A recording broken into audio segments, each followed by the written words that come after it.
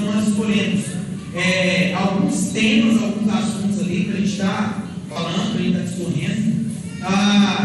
E o máximo de dúvida que nós conseguimos esclarecer de vocês, a gente vai trazer nessa noite. Então, vamos ficar de pé, vamos fazer uma oração.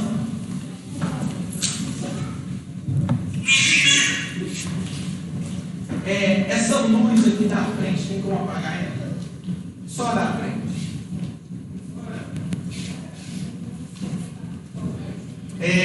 Vamos lá, vamos fazer uma oração? Pai, em nome de Jesus, nós oramos nesse momento, nós queremos te agradecer, ó Deus, por essa oportunidade.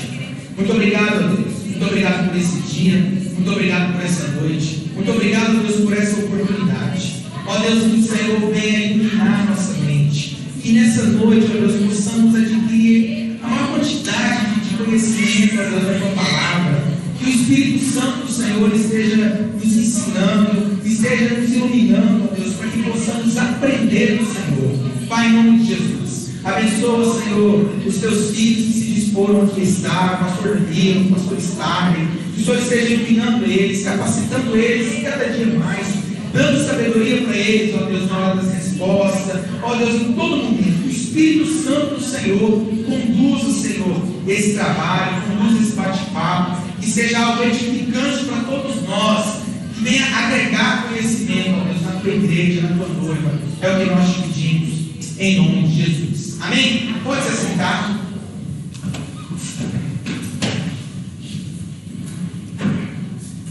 Bom, queridos, aqui nós estamos com o pastor Danilo.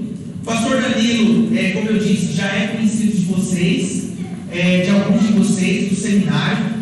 Tem 25 anos, 25, né, pastor? Tem 25 anos que o pastor Danilo já trabalha com esse tema, com o tema de escatologia. Ele vai apresentar alguns materiais dele aqui, eu vou passar a palavra para ele, e ele vai estar apresentando alguns materiais. O Starley também é um conhecido nosso, né? Ele é formado em teologia. O Starley também já tem um bom tempo que ele trabalha com teologia, tem mais de 5 anos, né, Starley? Já deu um bom tempo que o Starley trabalha com teologia. Tem um seminário que ele mesmo apresenta, né? Capítulo por capítulo, de Apocalipse. Então, assim,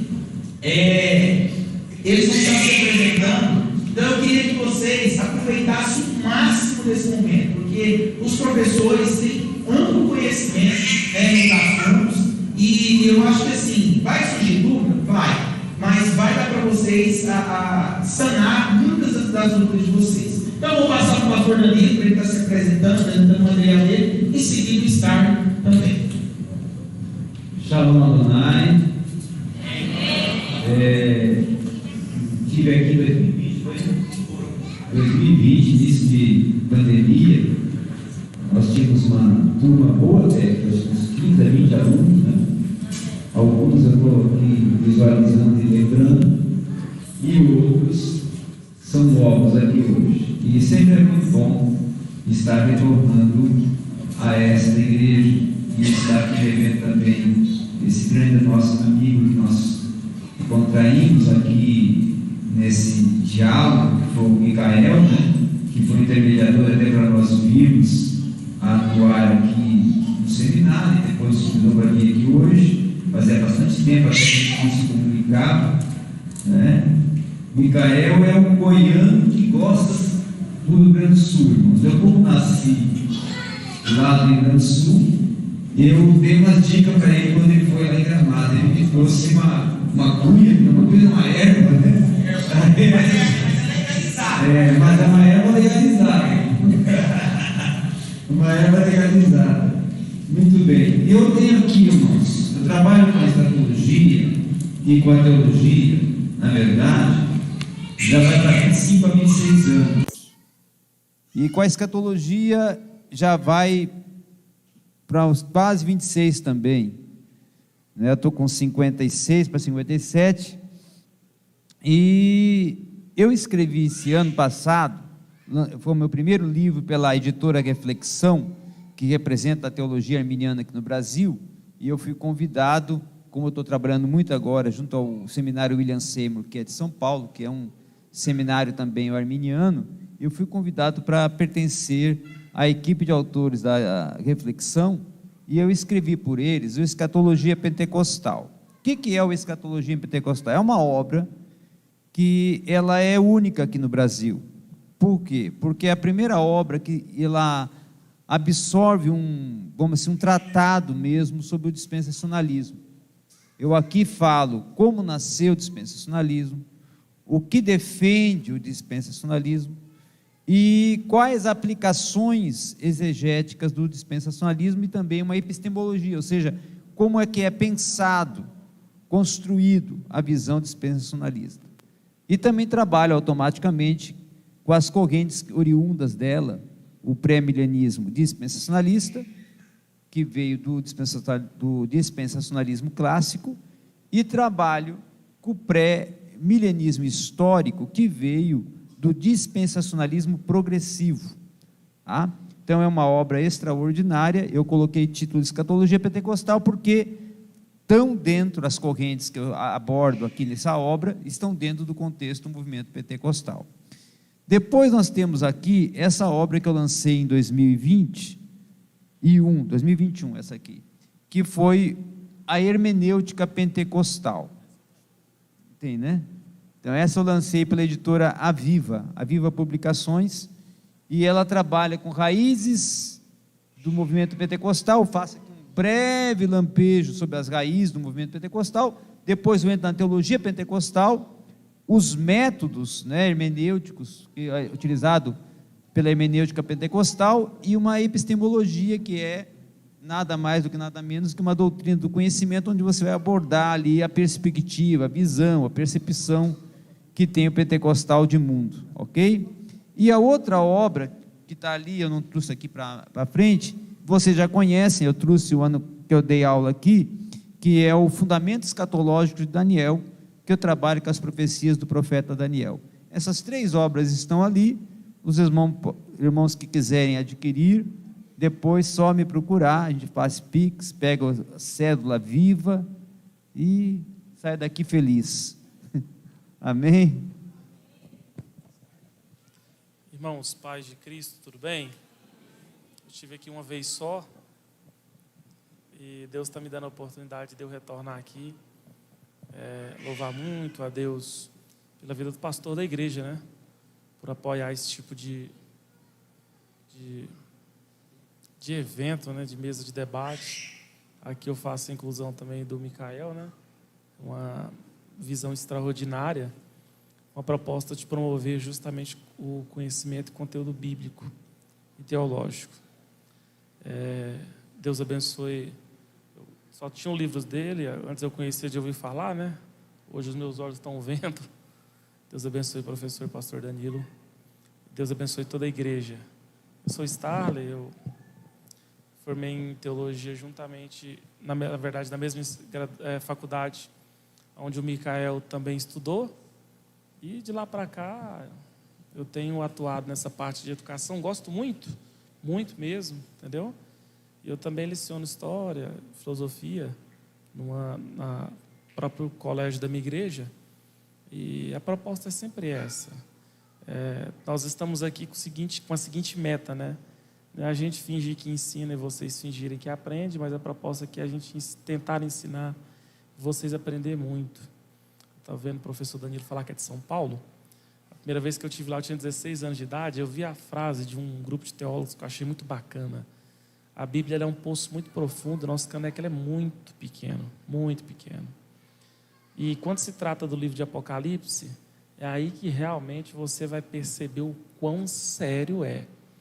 Então, nós nunca vamos conseguir esgotar algumas considerações muito relevantes de lá, mas a gente está aqui para pelo menos comentar, tá bom? Deus abençoe toda a igreja. Muito prazer, falo uma vez mais, muito prazer. Eu sinto muito prazer em estar aqui com os senhores e com as senhoritas, né? E eu quero acreditar que nós vamos sair daqui sabendo bem menos do que a gente sabe. Se a gente sair daqui achando que a gente sabe menos do que a gente sabe, então provavelmente é porque a gente está sabendo de alguma coisa, tá bom? Deus abençoe. Amém. Salva de palmas para os nossos convidados.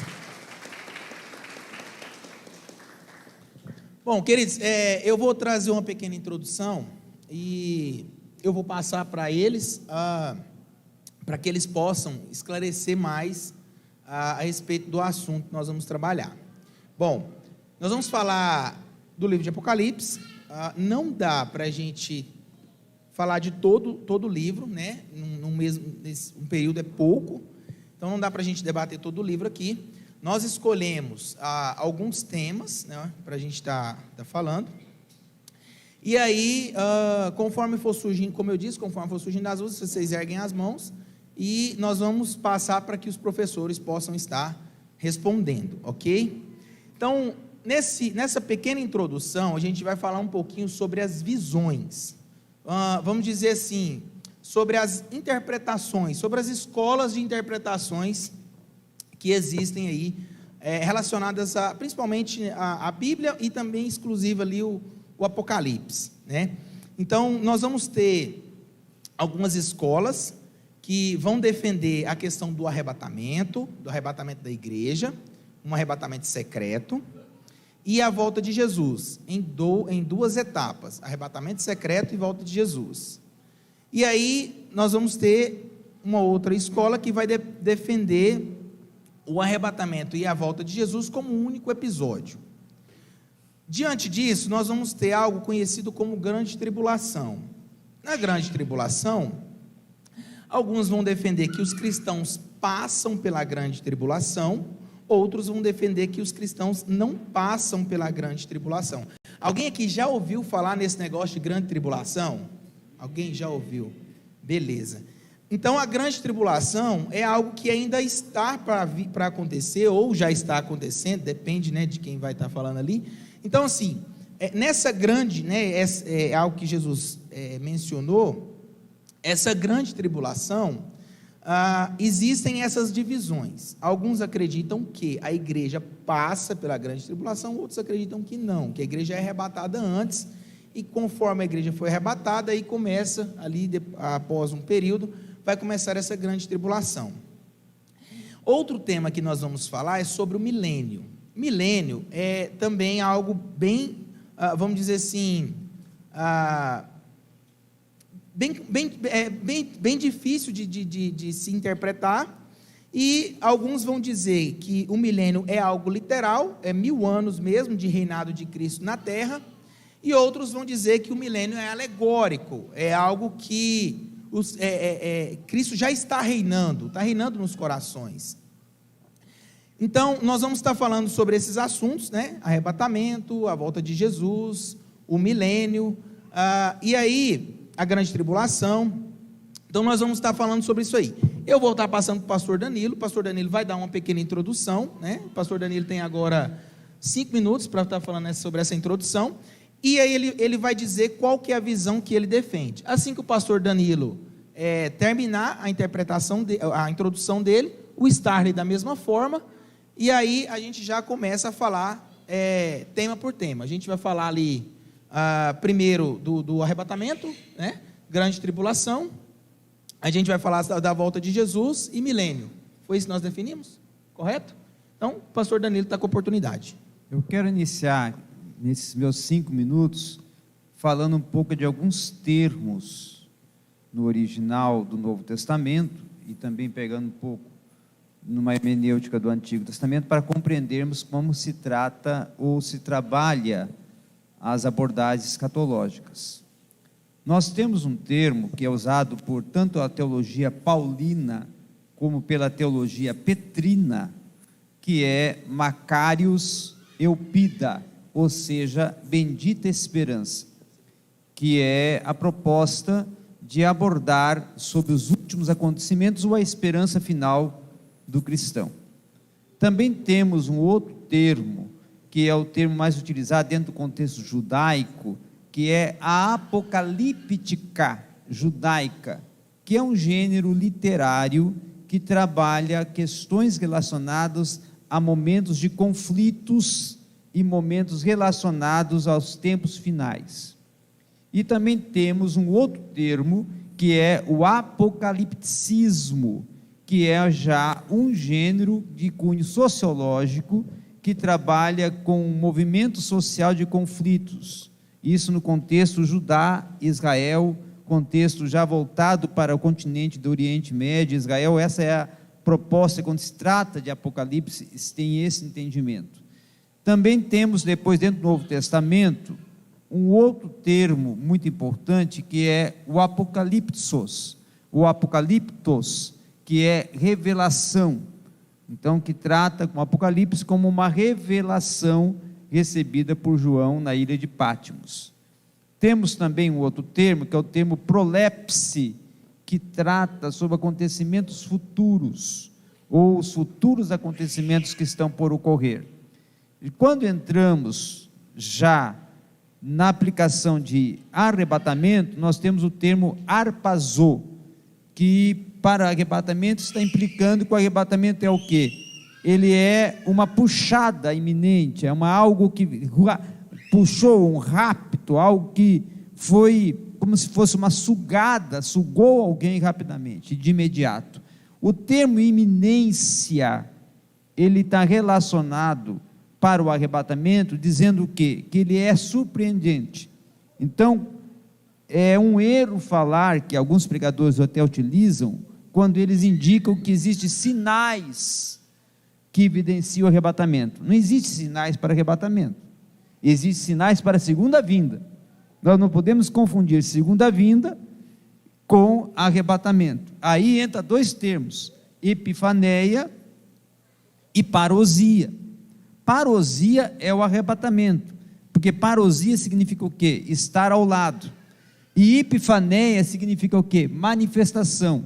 Então, na segunda vinda, Cristo vai se manifestar, todo olho o verá, e no arrebatamento, ele vai aparecer ao lado, vai ser secreto, vai ser para aquele que vai ao encontro dele nos ares, para a igreja invisível. Existe a igreja professante, existe a igreja confissante, que é a igreja visível e a invisível.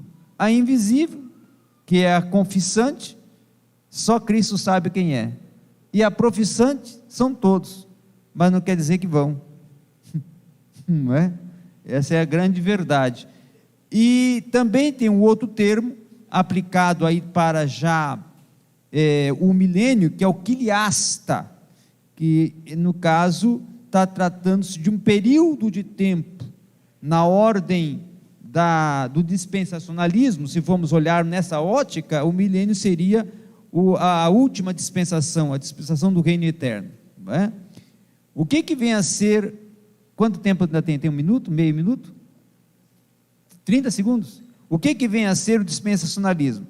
O dispensacionalismo é um sistema de interpretação que trabalha com as dispensas, ou organizando o período dos tempos, cada período, cada aion, com no caso uma dispensação, e dentro dela uma etapa de acontecimento, ou um período de acontecimento histórico, que aí eles vão colocando como dispensações, iniciando lá com a dispensação da inocência, e indo até a dispensação do reino eterno, que estão compreendendo 7 dispensações.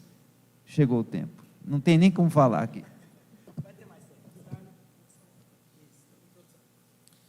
Irmãos, essas correntes teológicas são complexas, né?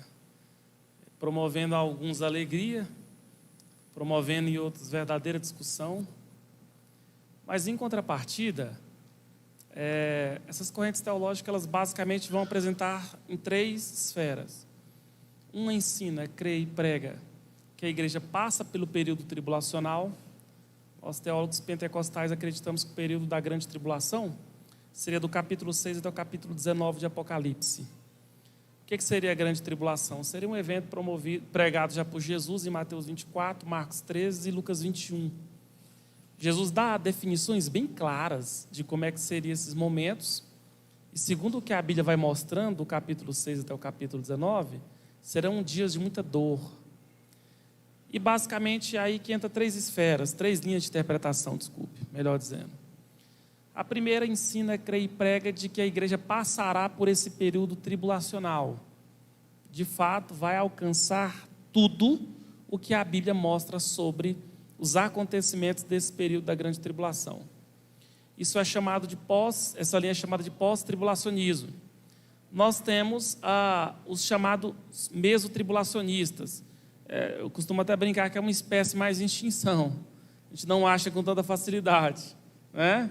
Que é aqueles que acreditam que do período tribulacional a igreja passará pela metade, né? Quem aqui já fez aula de canto sabe o que significa ser classificado como meso, né? E nós temos a linha teológica mais aceita entre os pentecostais, muito embora muitos pentecostais de alto nível acreditam mais que não. É o caso do nosso professor de sistemática, que eu e o Micael teve, num debate da Rádio Paz. Acabou o tempo, não? Ah, tá. Num debate da Rádio Paz, eu fiquei assustado, né? Que eu também estava crendo que só tinha pré ali. Aí ele abre a boca para dizer que era pós. Mas eu também me lembro de uma certa feita que nós estávamos, inclusive, na sala de aula. E nessa sala de aula, um dos alunos perguntou para um colega nosso: e aí, você é pré, meso, é pós? E ele finalizou com a expressão engraçada, que ele disse assim, que o que tiver de ser será. Mas que o Johnny Jr. falou isso, era inclusive para estar aqui, não foi possível. Mas o que eu quero que vocês entendam? São linhas, mas o que é fato a gente precisa se posicionar, e eu acredito que a igreja não passa pelo período da grande tribulação, principalmente pela seriedade do que vai acontecer no mundo do capítulo 6 até o capítulo 19, e eu finalizo dizendo assim: se no livro do Gênesis é o livro da criação, sem sombra de dúvidas no livro de Apocalipse será o livro da destruição. Se no Gênesis Deus cria, no Apocalipse Deus finaliza. E eu acredito sim que a grande tribulação se define como um grande juízo, e eu acredito também que a igreja não passará por esse juízo. Pegando aqui um gancho do pastor Starley, só para vocês entenderem a dimensão de por que nós pentecostais não aceitamos ou não concordamos com a igreja dentro do período de tribulação e grande tribulação. Nós temos o profeta Daniel trabalhando com as 70 semanas Daniel, que é uma visão histórica. Tá? Daniel dá um panorama histórico, desde lá do êdito que Ciro dá de alforria dos que estão cativos lá na Babilônia, para regressar para Jerusalém, e ali ele vai trabalhar toda uma questão histórica do acontecimento.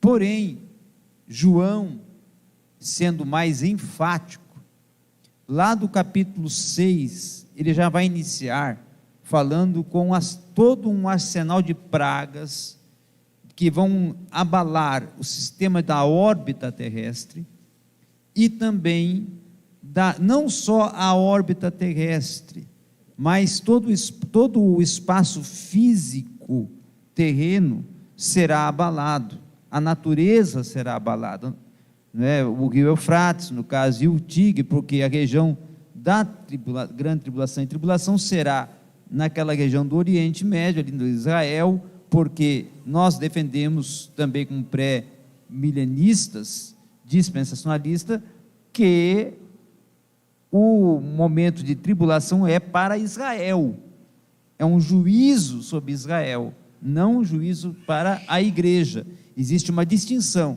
Israel, igreja, não é? Então, o juízo da grande tribulação, por isso que está lá a expressão, o dia do Senhor. O que quer dizer essa expressão? Essa expressão começa após o arrebatamento da igreja, e aí vai até o final do período da grande tribulação, com a batalha do Armagedon, que é justamente para aplicar o que esse dia do Senhor? Um juízo de Deus sobre Israel. Então, automaticamente, aquela região toda do Oriente ali, estará num caos total. Por isso que diz, lá nas 7 trombetas, não é? E nos 7 cálices da ira do Senhor, apresenta a condição da natureza, que o rio Eufrates e o rio Tigre vão perder a sua condição de ter água potável, a água vai se tornar em sangue, não é? Automaticamente também não vai ter mais seres vivos, nem nos rios, nem nos mares, e nem também nos campos, não é? Como a vegetação não vai existir, o sol vai deixar de brilhar, a lua vai deixar também de ter o seu brilho, então automaticamente vai vir trevas sobre a terra, a terra estará em escuridão. Então é todo esse contexto de uma dimensão muito maior, até que se nós pudéssemos descrever, tivéssemos tempo, descreveríamos, é que vai acontecer. Por isso nós cremos, como o apóstolo Paulo falou, que Deus não nos reservou para esse momento, porque se tivesse nos reservado para esse momento, pastor Micael, não tinha por que existir a salvação. Obrigado. Amém. Nós vamos falar então agora sobre a grande tribulação. Bom, como eu disse, alguns acreditam que os cristãos passam pela grande tribulação. Outros acreditam que não, que a igreja não vai passar pela grande tribulação, como é o caso dos nossos dois convidados. Eles deram aí uma pequena introdução. Aí eu vou fazer uma pergunta e, assim, não tem problema, não precisa ficar preocupado se você tem dúvida ou não. Será que... Não tem ninguém errado nem certo, né? Não tem como nem bater o martelo aqui. Como eu disse, essa amplitude aí, né? essa diversidade de visões, justamente por isso, porque não tem como eu dizer, não, o Starley é o cara que está certo, o que ele defende. Então, assim, é o que ele defende pelo que ele já estudou, pelo período que ele estuda, e também o pastor Danilo. Então, vamos lá. Quem aqui acredita que a igreja passa pela grande tribulação? Tem alguém aqui que acredita que a igreja passa? Pode erguer a mão, fala assim, só erguer a mão. São dois, né? Dois. Parece que eu vi uma mão lá no fundo, não? Tem uma mão aí no fundo? Beleza. Dois. Quem acredita que a igreja não passa pela grande tribulação? A maioria. Ok. Beleza. Diante do que a maioria disse, eu vou fazer uma pergunta para vocês, e aí eu vou querer ouvir vocês. Mateus 24 vai falar sobre a grande tribulação, como o Starley bem disse. Em Apocalipse, capítulo 7, no versículo 13, fala assim, ó. Vou ler o 12.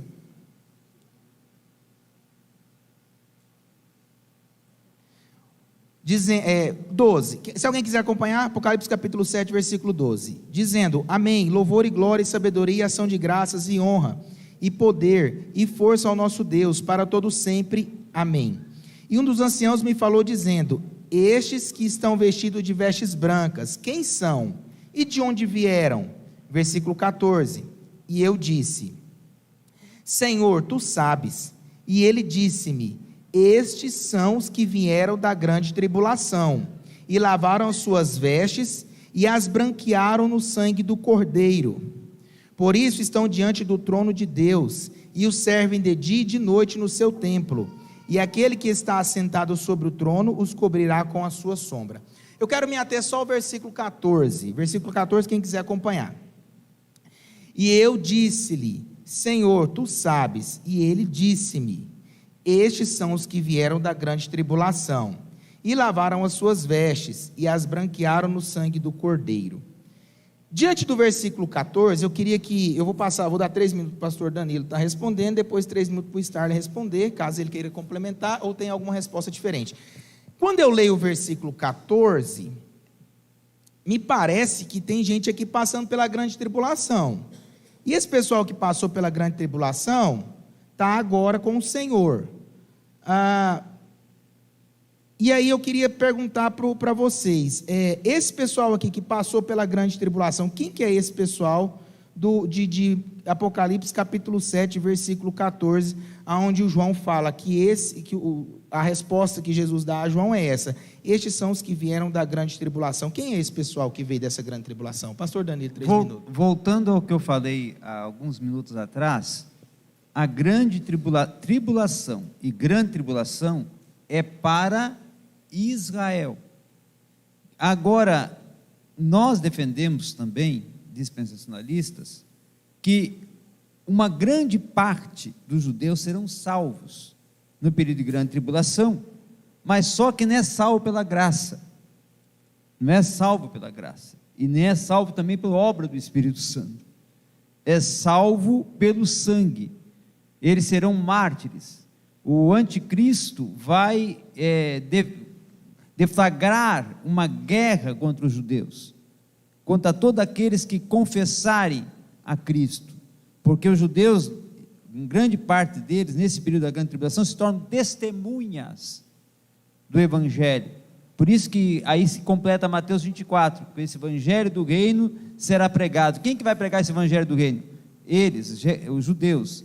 Por quê? Porque eles vão começar a crer realmente quando o anticristo quebrar o pacto que faz com eles no início da grande tribulação. Ele faz um falso pacto, aí no meio ele quebra o pacto, e quando ele quebrar o pacto, aí eles vão realmente reconhecer e acreditar nas profecias que foram profetizadas pelos profetas como Daniel, como Jeremias, como Ezequiel, e vão começar aí a pregar o Evangelho do reino.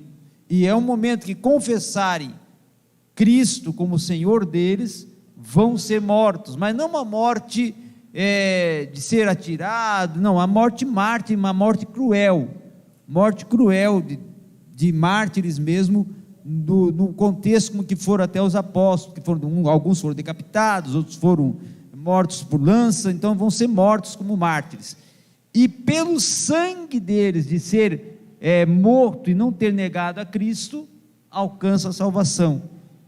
Então essa é a forma, ou é o meio, ou o método que vai ser proposto para que eles alcancem a salvação. Aí entra Apocalipse 7 e o Apocalipse 14. No Apocalipse 7 está como eles debaixo do altar, clamando por justiça, que são aqueles que vieram de grande tribulação e lavaram as suas vestes no sangue do Cordeiro. Por quê? Porque confessaram a Cristo, e aí agora, com o próprio sangue deles, alcançaram a salvação. Lá no Apocalipse 14, eles vêm com as palmas estão sobre as suas mãos, e eles tributam louvor ao Cordeiro. Então, ou seja, eles agora já estão rendendo um culto de adoração ao Cordeiro, um culto nos céus. Eles estão já, nesse momento, eles já foram mortos e estão lá aguardando o momento do milênio, porque esses que morrerem em grande tribulação entrarão junto com a igreja lá também para participar do milênio. Starling, quer comentar não? Aí eu vou fazer uma pergunta, o seguinte: então esse pessoal aqui de Apocalipse, que nós lemos de Apocalipse 7, agora eu vou fazer para o Starling tá trazendo o esclarecimento. Esse pessoal de Apocalipse 7, então, na visão, creio que na interpretação do Starling, esse pessoal de Apocalipse capítulo 7, versículo 14, é o pessoal que ficou aqui. A igreja já foi arrebatada, aí esse pessoal ficou, e esse início de grande tribulação, então, se inicia para o pessoal que ficou. Aí, no caso, o pastor disse que essa grande tribulação é para Israel. É isso mesmo? Como que é essa... Explique isso aí para nós aí. Os irmãos trouxeram Bíblia? Apocalipse 3:10.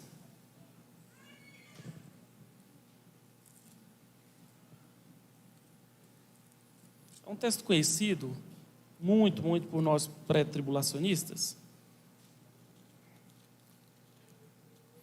Apocalipse capítulo 3, verso 10, inclusive utilizado com essa proposta de defender o pré, diz assim, deixa eu explicar para os irmãos. Quando Jesus inspira João para compreender não a percepção sobre as igrejas da Ásia Menor, mas o diagnóstico, eu costumo dizer que a percepção da igreja quem tem somos nós, né? Jesus tem um diagnóstico perfeito, pleno e completo. Quando Jesus inspira João a compreender esse diagnóstico das igrejas da Ásia Menor, em Apocalipse capítulo 3, verso 10, frente à igreja de Filadélfia, a Bíblia diz assim: como guardastes a palavra da minha paciência, também eu te guardarei da hora da tentação que há de vir sobre todo os irmãos perceberam isso? A igreja recebe uma mensagem direcionada no contexto aqui, a igreja de Filadélfia, mas Jesus chega a profetizar uma tribulação que virá sobre todo mundo. Então, primeira consideração, foi aquilo até que meu professor contra-argumentou, né? Mas, Stalin, você está querendo levantar a ideia de que a igreja não passa por tribulação? Eu ainda comentei, não é isso que eu quero dizer. O evangelho é caracterizado justamente pela tribulação. O que Jesus chega a profetizar é uma grande tribulação, uma tribulação específica. E se os irmãos observarem, muito embora a tradução que o Micael deu, na tradução que ele leu, fala que vieram da grande tribulação, mas a Revista e Corrigida traduziu como vindo de grande tribulação. Então a proposta seria que uma seria geral, outra seria algo bem específica, né? Quando você observa a grande tribulação, por exemplo, quando você pega a abertura dos 4 primeiros selos, a abertura do cavalo de cor branca, vermelha, preta e amarela. Eu vou me especificar no cavaleiro de cor vermelha, porque a proposta é justamente mostrar a cor do cavalo já aponta sobre o que ele vai fazer. João chega a dizer, um rápido resumo dos 4 então, que no primeiro vai ter o desaparecimento do primeiro, eu, pelo menos a leitura que eu tenho, posso estar enganado, que vai falar de um sistema instaurado. Eu tenho essa dificuldade para acreditar que o cavaleiro de cor branca seria o Cristo ou anticristo, porque alguns ensinam que é Cristo, outros ensinam que seria o anticristo. Mas quando você observa a partir do cavaleiro de cor vermelha, a Bíblia vai dizer que ele vai trazer uma macaira nas mãos, uma espada. E João chega a dizer assim, e ele recebeu poder para retirar toda a paz da terra. Isso é algo muito sério. Eu mesmo não consigo linkar a igreja aqui na terra com toda a paz sendo retirada desse mundo. Então, a leitura que eu tenho é, ou é igreja ou é paz, e eu acredito que enquanto a igreja está aqui, de fato, paz vai continuar reinando, levando em conta que a igreja não é o reino de Deus, mas é a principal representância do reino de Deus. Então, como Daniel já havia profetizado, eu creio que será justamente específico para os judeus, mas consequentemente eu creio nisso aqui, que o período tribulacional vai ser para todas as pessoas que ficarem no arrebatamento da igreja. Então, portanto, todos aqueles que não foram alcançados pela graça, e assim, né, utilizando a perspectiva minha, aqueles que bateram, aqueles que disseram não ao evangelho, eu acredito que passará pelo período tribulacional, inclusive de todas as etnias. É assim que eu prego. Amém. Tá. Inclusive, completando aqui o que falou o pastor Starley, até o final do debate. Nome difícil, nome francês, Starley. Bom, irmãos, é o que acontece. A igreja, ela é o povo, os gentios que foram salvos. Mas nós temos os povos gentílicos, ou nações gentílicas, que justamente são aquele povo da descendência de Ismael, que ali os árabes, e que ocupam região do Oriente Médio. Tá? Então esses que não são, hoje estão onde? Dentro do islamismo, dentro do budismo, dentro do hinduísmo, são as religiões asiáticas, não é? Esses estarão lá, automaticamente, junto com os judeus, que são as nações gentílicas, e haverá até um julgamento, o julgamento das nações, que é justamente o julgamento para as nações gentílicas, e o julgamento de Israel. Tá? Então, os gentios quem? Igreja, já foi arrebatado, mas tem também os gentios que não foram salvos, que também estarão lá. Agora, uma pergunta que surge muitas das vezes e os gentios que ficarem serão salvos, como acontecerá com os judeus, se eles aceitarem passar pelo martírio? A questão é, irmãos, passar pelo martírio. Você chegar ali, eu confesso a Cristo, confessa, e aí encosta uma espada no teu pescoço, e agora, confessa? Hoje, eu sou convicto em dizer que 99% dos crentes, se encostasse uma espada, dizia que não confessava, porque hoje nós não aceitamos nem pregar contra qualquer coisa que o governo ou que a justiça seja contrária, com medo de processo. Imagine com uma espada no pescoço, negava Cristo e virava Judas. Amém. O pessoal hoje está abandonando, né? Está abandonando a Cristo por qualquer coisa. Então, pessoal aí que a pregação, né? Se às vezes a pregação não agradar, eles não voltam mais, né? Então, será um período bastante complicado, bem difícil, né? Jesus é bem específico quando ele fala nessa grande tribulação, né? Algo como nunca houve, né? Como nunca existiu. Relacionado à grande tribulação, alguém tem alguma pergunta? Alguém tem alguma dúvida? Eu vou mudar o tema. Relacionado à grande tribulação, irmão Marcos tem ali. Alguém pode levar o microfone para você? Pode falar. Fala daí, pode falar. Seu timbre é alto, pode.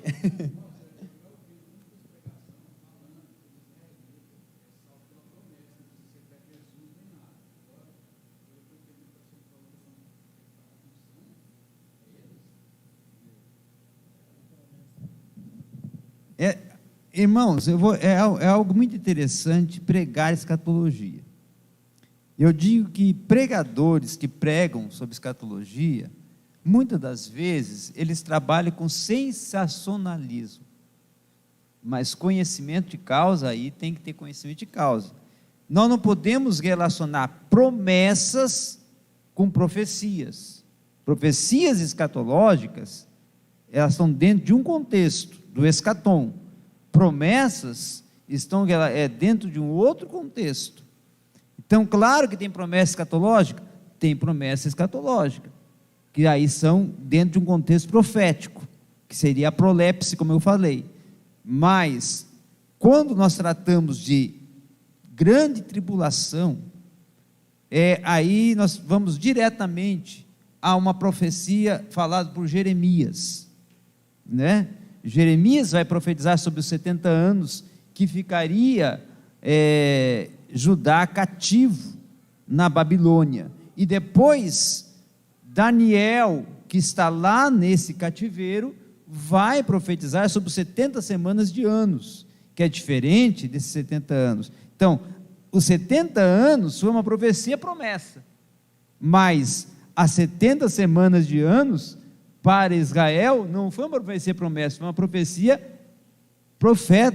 profética, algo que estaria reservado para se cumprir, que é justamente o período em que Israel seria tratado, passaria pelo crivo. E não é só Daniel que fala sobre isso, o próprio Zacarias fala sobre isso, Ezequiel fala sobre isso, falando do Gog e Magog. O que é o Gog e Magog? Gog e Magog é uma batalha que inicia no período inicial da grande tribulação, justamente quando aparecem os cavalos ali, aparece o cavalo amarelo, trazendo o cavalo vermelho, que é justamente o período que vai surgir esses cavalos, é o período que inicia também a batalha de Gog e Magog.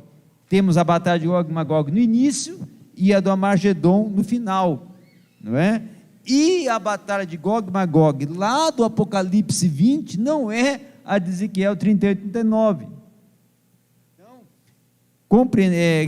concluindo a resposta para o irmão, Israel só tem uma opção para ser salvo.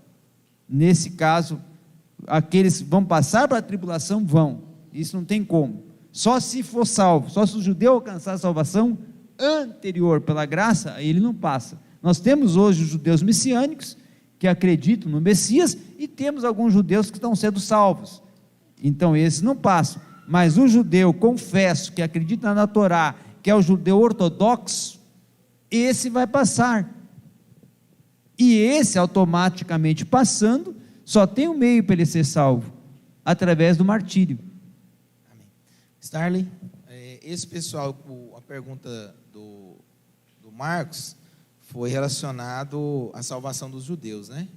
Aí no período de grande tribulação, né, Marcos? No período de grande tribulação, ele disse que eles iriam pagar com sangue. Foi bem o que o senhor disse, né? O senhor falou que eles vão pagar com sangue.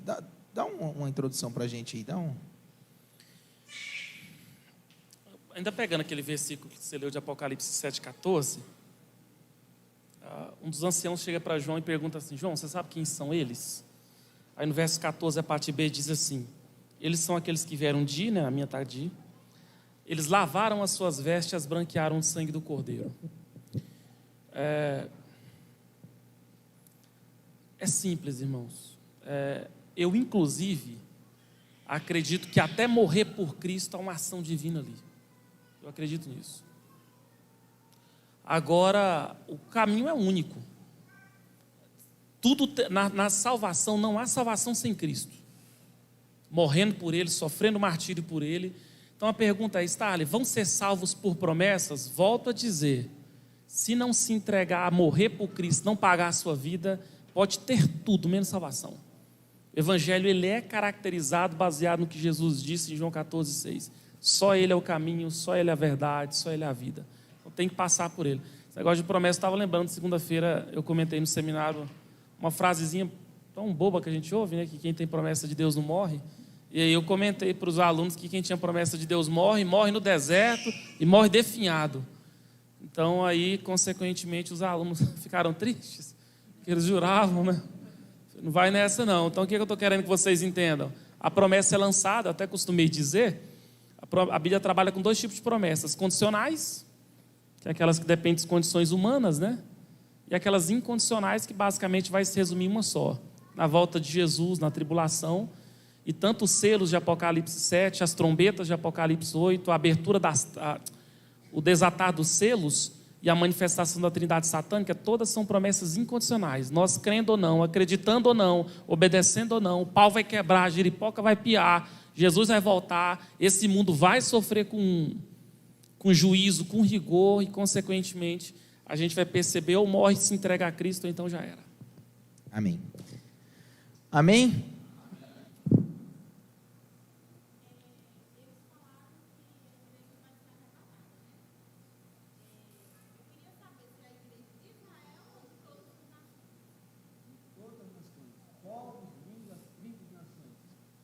Fala no microfone, porque está na live, vai sair a voz do senhor só. Está na live, vamos virar famoso então. Né? Se falar heresia aqui, vai sair meme.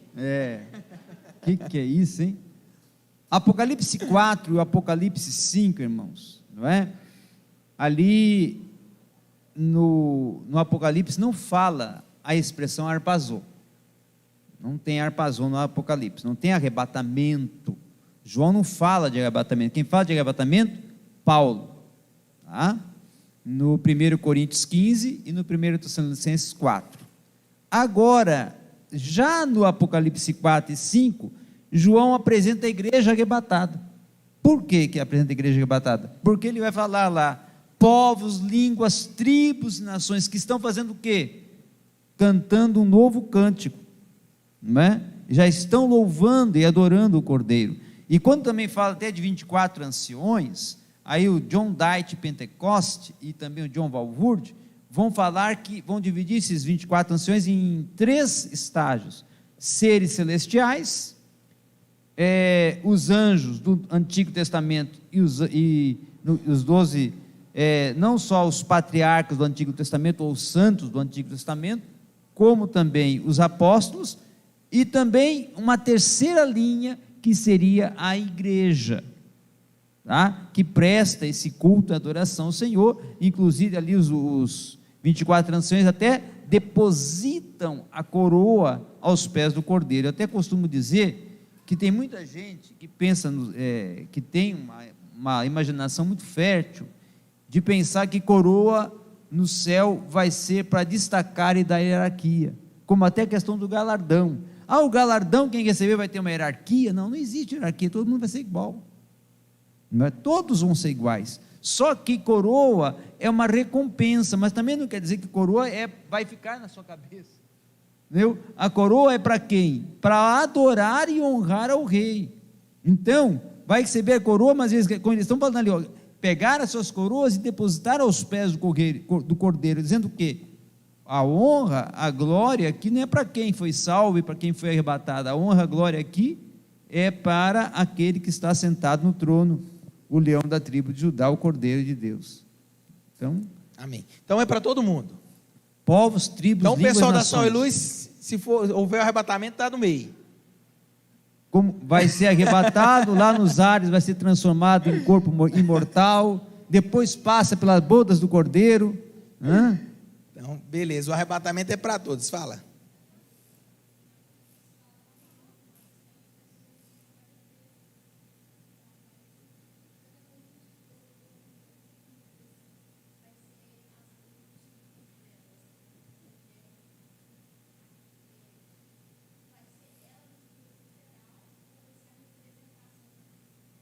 Starley, pode falar responder essa aí para nós? A Bíblia, no livro de Apocalipse, vai apresentar... Eu costumo dizer que Satanás continua apresentando seu atributo de querer imitar a Deus, inclusive no livro de Apocalipse. Quer ver? Vocês vão perceber que se no livro de Apocalipse Deus tem a sua cidade, a Nova Jerusalém, Satanás vai ter a sua, a Babilônia. Se Deus tem a sua noiva, a igreja, Satanás tem a prostituta que vai ser apresentada. E, consequentemente, se Deus tem a sua trindade, né, o Pai, Filho e Espírito Santo, Apocalipse também vai apresentar a manifestação da trindade satânica, que serão as duas bestas e o falso profeta.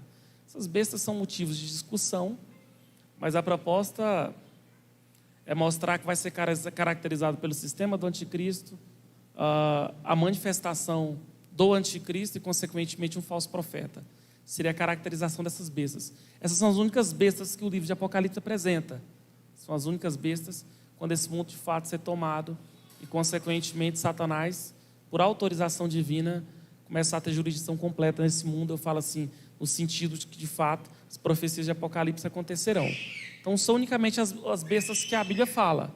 Em contrapartida, eu me lembro que toda vez que eu vou ministrar esses seminários, quando João vai apresentar justamente a proposta do anticristo, e aqui nós temos João apresentando algumas marcas dele, mas Paulo é muito enfático para apresentar as marcas e os atributos do anticristo, quanto nós, como teólogos, temos por obrigação interpretar qualquer texto da Bíblia com uma proposta de histórico-gramatical. Quando você observa, quando João apresentando uma das bestas, sem sombra de dúvidas, João, como judeu do século I, ele viveu aquele momento da crença de que o imperador romano Nero ressuscitaria, né? Então, quando nós observamos os escritos de Paulo, a gente vai perceber que parece que o mundo anda tendo uma série de anticristos. Falo agora como professor de história, você vai perceber, ao meu ver, que um personagem muito histórico, que muito caracterizou com o anticristo foi Hitler. É incrível a semelhança. Em contrapartida, eu até finalizo o seminário dizendo que Hitler não foi o ápice do anticristo, né? Colocar assim. Mas o que acontece? A Bíblia vai apresentar na característica dessa manifestação da trindade satânica, mas a Bíblia vai apresentar unicamente duas bestas, tá bom? Influenciadas, gerenciadas para a maldade, tudo aquilo que é ruim. Então, resumindo aí o que você trouxe aí, essas bestas não é aquele bicho de 7 cabeças, é um sistema que se manifesta. Então, tem uma delas que que sai da terra ou que sai do mar. Isso.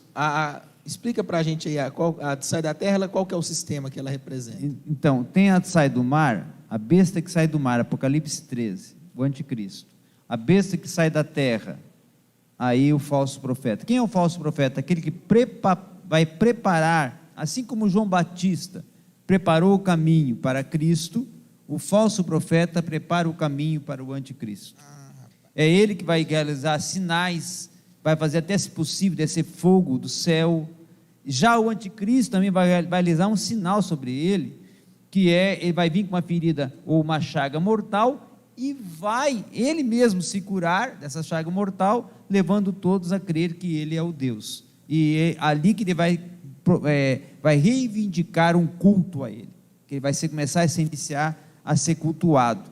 E quando até se fala como falou o pastor Starley, da Babilônia, nós temos também que reconhecer que vai ter uma igreja, que vai ser a igreja comandada por esse líder, no caso o falso profeta, que é justamente um movimento do ecumenismo, uma igreja única. Assim como vai ter uma moeda única, vai ter uma igreja única também, um sistema econômico, um sistema político único, um sistema econômico único e um sistema religioso único. E todo esse sistema comandado pelo anticristo, o líder maior. Ele vai ser o grande, vamos dizer assim, líder, não só religioso, mas político, bélico e econômico, né? E muitos defendem que ele vem da região do Mediterrâneo, alcançando uma parte da África, tá? Do norte da África, uma parte da Ásia e do norte da Europa. Tá? Agora, nós não podemos cair num erro que muita gente cai de dizer quem é. O grande erro é dizer quem é, irmãos. E também um grande erro é começar a dar data para arrebatamento. Não caia nesses dois erros. Amém. Então não tem como, não pode, então não é o Valdomiro Santiago. Não é. Corta aí, porque senão...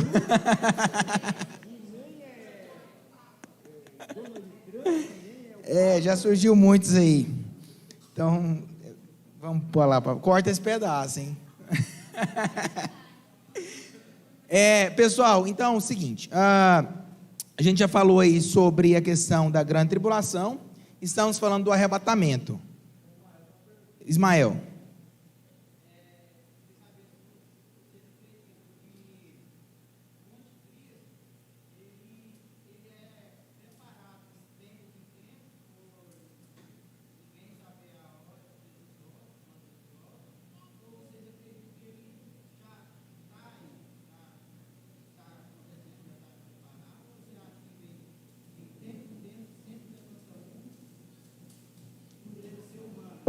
Vou passar por isso. Será que o senhor respondeu? Pode falar. Eu acredito que foram 2 pessoas que nasceram com o destino fechado. Uma foi Cristo e o segundo o anticristo. Eu também acredito que os textos bíblicos apresentam justamente essa ideia de que o espírito dele já ronda e, consequentemente, depois do arrebatamento da igreja, com o passar do tempo ele vai se manifestar. Agora, em nenhum momento eu firo qualquer doutrina bíblica pensando, porque se eu acredito no arrebatamento iminente que pode acontecer, digamos que não teria nada que me proibisse eu pensar de que ele poderia já estar por aí, né? Porque digamos que o arrebatamento da igreja acontecesse daqui a pouco, já tem que estar aí, né? Então pode ser que ele esteja por aqui pela região, noroeste aqui, deve estar na jantinha ali. O que é fato não sei se ele vai então, ser... Você acredita em uma pessoa, eu acredito, um ser que vai se levantar... É a proposta de Paulo em Tessalonicenses. Apresentar justamente ele. O senhor acredita como uma pessoa como também? Ser pessoal. O que acontece? João fala, até o que, quem sabe a maior dúvida que o irmão tem, e eu compreendi o que ele quis falar, é o seguinte: João fala, na sua primeira epístola, de anticristos, né? Haverão anticristos, os falsos cristos e o anticristo. Aí existe uma distinção. Quem é esses anticristos? São aqueles que irão se voltar contra Cristo. E já estão muitos espalhados por toda a terra, não é? Vamos dar aqui até nomes. Podemos dar 2 grandes anticristos da nossa geração acadêmica. Dan Brown, que é um dos maiores, quem sabe, anticristos. Por quê? Porque escreveu obras para justamente defender a não existência de Cristo e macular e profanar a Cristo, como o Código da Vinci, como até um filme sobre Jesus, que Jesus casa com Maria Madalena, e todo esse contexto aí.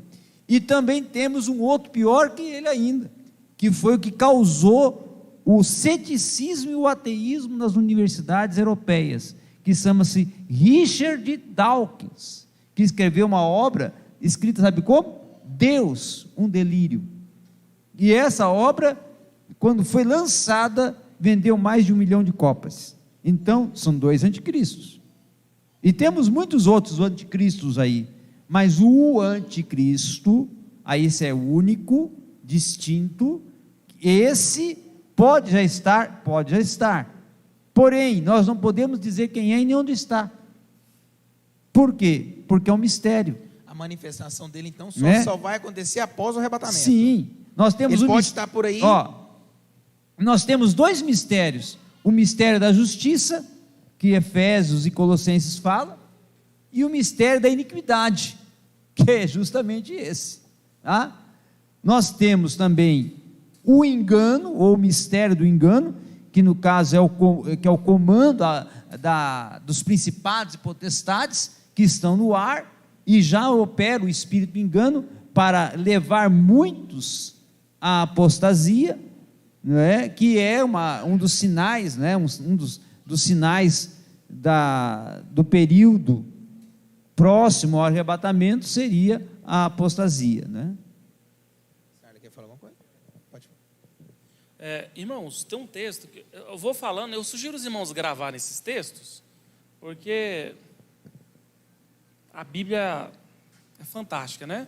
2 Tessalonicenses, é o texto que nós estamos falando aqui, capítulo de número 2, a partir do versículo de número 3, Paulo vai apresentar justamente sua teologia frente à manifestação do anticristo. Os irmãos abriram? 2 Tessalonicenses, capítulo 2, versículo de número 3. Amém?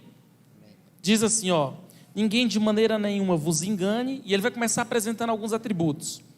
Porque não será assim, sem que antes venha a apostasia. Então a pergunta é: qual será a palavra-chave desse momento? Primeiro, o contexto de apostasia.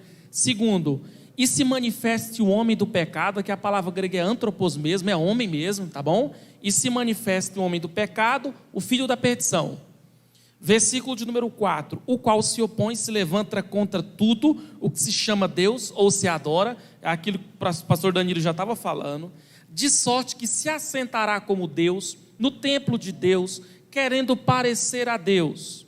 Não vos lembrais do que estas coisas vos dizia quando ainda estava convosco? E o versículo de número 6 diz assim: e agora vós sabeis o que o detém, para que seu próprio tempo seja manifestado. Essa pergunta é: o que é que o detém? Então nós acreditamos que seja o Espírito Santo na igreja. Mas você vai perceber, com essa proposta dessa teologia paulina frente ao anticristo, que de fato será um homem, né? Até porque eu volto a dizer, no livro de Apocalipse, constantemente os irmãos vão perceber que Satanás vai tentando imitar a Deus em tudo. Então nós sabemos que o ápice da nossa fé cristã se deu na pessoa de Cristo, que é Deus encarnado. Então, consequentemente, passou pela essa perspectiva humana, o anticristo não será diferente. Pergunta? Pode falar.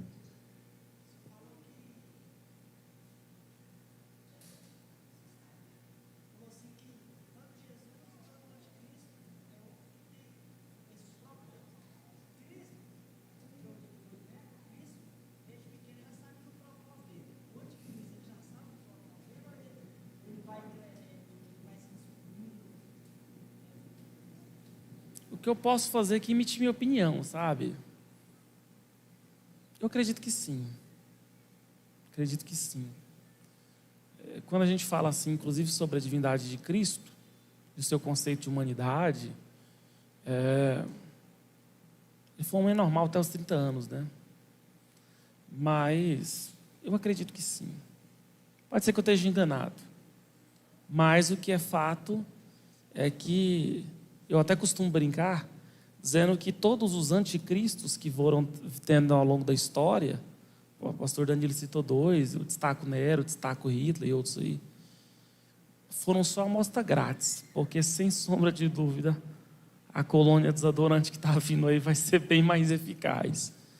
É incrível, por exemplo, o anticristo, quando ele aparece, já no final do capítulo 11 para o início do capítulo de número 12, ele já aparece de cara golpeando com a morte as 2 testemunhas que Deus levantará. A entrada dele, eu gosto desse comentário do Barclay, quando ele diz que a entrada dele será triunfante, será macabra e assustadora, porque golpeando com a morte os 2 arautos do Evangelho. Então, sem sombra de dúvida, será o ápice da maldade. É a palavra que Paulo usa, né? Será o homem, o antropos da iniquidade. Será o pecado na forma humana.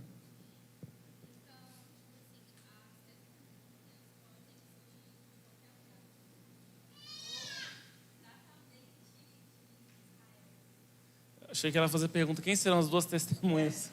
Todo mundo quer saber. Eu acredito que serão judeus. Eu acredito.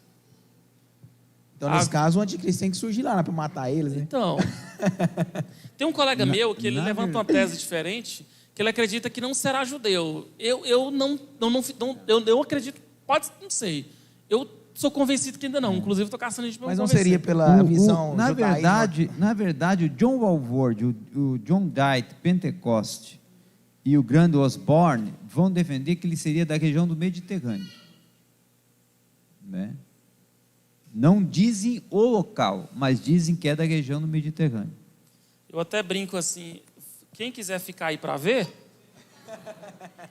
mas vocês veem depois. Avisa depois. Se Né? Caso chegando a Jerusalém, vocês contam para nós, realmente. Mas assim, a questão das duas testemunhas, eu tenho a impressão que sim. Se de fato, porque aquela velha briga, né? Será Moisés, será Elias ou será Enoque? E se for pessoas, né? E se for Porque pessoas. há um debate que não é pessoas. Por exemplo, eu tenho amigos meus que são reformados. Eu trabalhei no meio deles. E eu tenho 2 amigos de peso que toda vez que eu os trago em Goiânia, eles perguntam para mim. O último gosta de comer peixe, que é o Hernandes. Hernandes Dias Lopes olhou para mim, uma amiga, e perguntou: Starley, você é pré ou você é pós? Eu falei: eu sou pré. Ele falou assim: você sabe que nessa parte nós não somos iguais? Eu falei: sei. Aí ele até me instruiu algumas obras bacanas sobre o pré-milenismo, sobre o pré-tribulacionismo. Mas o que eu estou querendo dizer para os irmãos? É uma incógnita. Pode ser, eu tenho a liberdade também de pensar que, assim, caso sejam seres pessoais, tenho a liberdade de pensar que pode ser que não sejam, pode ser que homens que Deus levante, porque a pergunta a respeito de Moisés, Elias e Enoque é o quê? Bom, ressuscitariam os que não passaram pela morte? Sei. Mas o que é fato é que o que mais vai impressionar não será a sua identidade, mas será o poder que esses homens haverão de pregar. E o conteúdo que eles vão pregar, que eu também até brinco, eu duvido que no período tribulacional, pastor Danilo, o tema vai ser os 35 princípios para a vitória. Eu duvido, irmãos. Irmãos, é algo muito interessante pensarmos o seguinte: sempre quando você trabalha com escatologia, surgem muitas dúvidas, não é? E essa questão de 2 testemunhas, quem vai ser, eu mesmo vou lhes falar as coisas. Eu não estou preocupado se é Enoque, se é Elias, se é Moisés e Enoque, se é Moisés e Elias. Sabe por quê, irmãos? Porque eu estou lutando, que nem falou Paulo, né? Me esmurrando, dando soco do ar, para não ser reprovado e estar no arrebatamento, para até não conhecer os testemunhas. Quem eu não quero conhecer na minha vida? As 2 testemunhas, o falso profeta, o anticristo, não quero conhecer.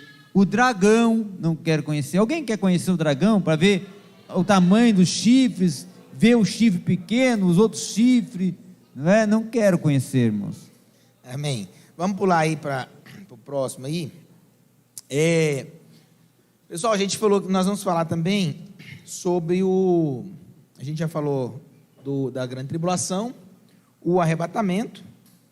E essa grande tribulação, alguns defendem que ela é um período de 7 anos. Alguns defendem um período interrupto de 7 anos.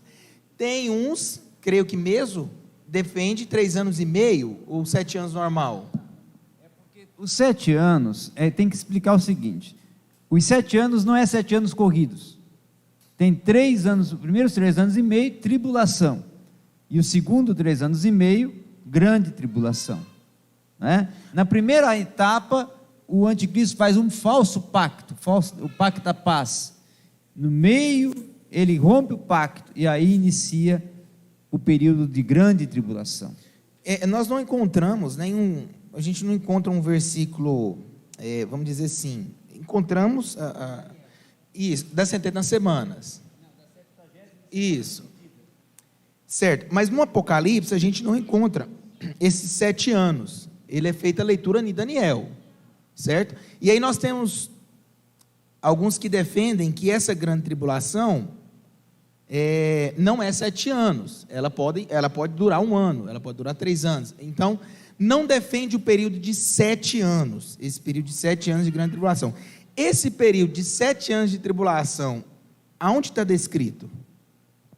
Justamente dentro das profecias do profeta Daniel, a 70ª semana de Daniel, E não só na profecia de Daniel, também se nós formos acompanhar todo um contexto da história gramatical, das abordagens escatológicas, falando sobre esse período, não só como Ezequiel também fala, tá? Quando ele trabalha com a batalha de Gog e Magog, e também, não só ele, mas também Jeremias, nós vamos crer sim, 7 anos, período de tribulação e grande tribulação. Outro sim, é falar que existe a batalha do início e a batalha do fim, da grande tribulação, que é o Armagedon, que não é a batalha final. Alguém confunde a batalha do Armagedon com a batalha final. Não. Na batalha do Armagedon vence o anticristo e o falso profeta. E Cristo vem com a igreja para vencer o falso profeta e o anticristo. Já na batalha final, depois que o Satanás é solto para assediar e tentar persuadir as nações que ficaram para se voltar contra Jerusalém, onde estarão os santos no milênio, aí essa batalha final, Cristo vem sozinho e vence a Satanás e o lança no Geema, que é o lago de fogo ardente, tá? Que também automaticamente, quando se fala de inferno e lago de fogo, tem que fazer uma distinção. Inferno não é o lago de fogo, inferno é um estado, não um estado de nação, é um estado de uma condição, tá? E lago de fogo é o local aonde serão lançados os ímpios e todos os condenados. Amém. Starley, relacionado aí aos 7 anos aí de grande tribulação, então não pode se afirmar 7 anos de grande tribulação, a gente afirma 3 anos e meio. O que você defende? Eu defendo que serão 7 anos. Porque pode falar. Tá. Há a leitura de 3 anos e meio de paz, de falsa paz, que o pastor Danilo acabou de anunciar, tribulação, mas uma falsa paz, que é o domínio aí do anticristo e do falso profeta, que vai trazer aquela falsa paz. Você acredita nesse período de 3 anos e meio? Então, a grande tribulação é 3 anos e meio ou é 7 anos completo? Como é que é esse negócio? O que é essa falsa paz? Essa falsa paz, na verdade, é uma falsa paz de um acordo que faz com Israel. Então, Israel, fake news. Não, entenda uma coisa, o que acontece com Israel hoje?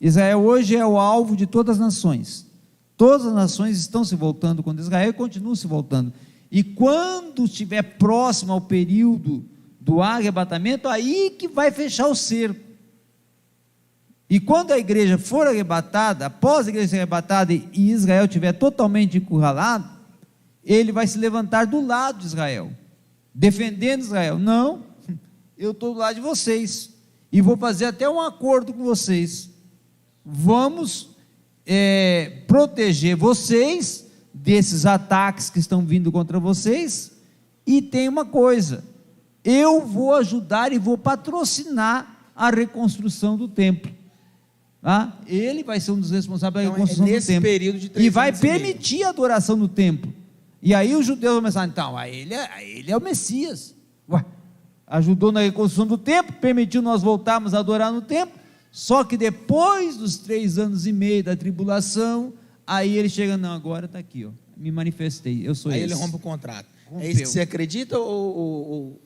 Eu acredito nos 7 anos.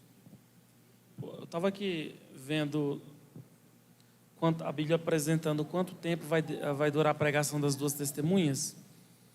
E a Bíblia diz que a pregação delas serão, está aqui, 42 meses, né? Justamente 3 anos e meio de pregação. E eu também acredito justamente no que o pastor Danilo comentou, a ideia de ser um ano de paz, ao mesmo tempo vinculado com tempos de guerra. Entendeu? Aqui. Vamos passar. Alguém tem alguma dúvida? Alguma pergunta? Vamos lá. Milênio. Para finalizar, hein? Milênio. Queridos, existe algo que é falado aí no Apocalipse sobre o milênio.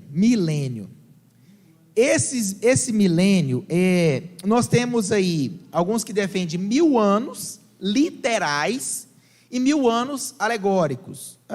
O milênio é algo, não é literal, né? Algo que já está acontecendo, beleza. Na visão do pastor Danilo, na visão do Starley, o milênio acontece após o arrebatamento, certo? Após o arrebatamento? Não. O milênio acontece agora? O milênio não acontece após o arrebatamento. O milênio, irmãos, é após a segunda vinda de Cristo. Então, é arrebatado, Nós passa temos, 7 anos de tribulação. nós temos Epifania, como eu falei no começo, Parousia, arrebatamento. Epifaneia, manifestação, segunda vinda de Cristo. Então tem duas fases. Uma, ele vem para a igreja.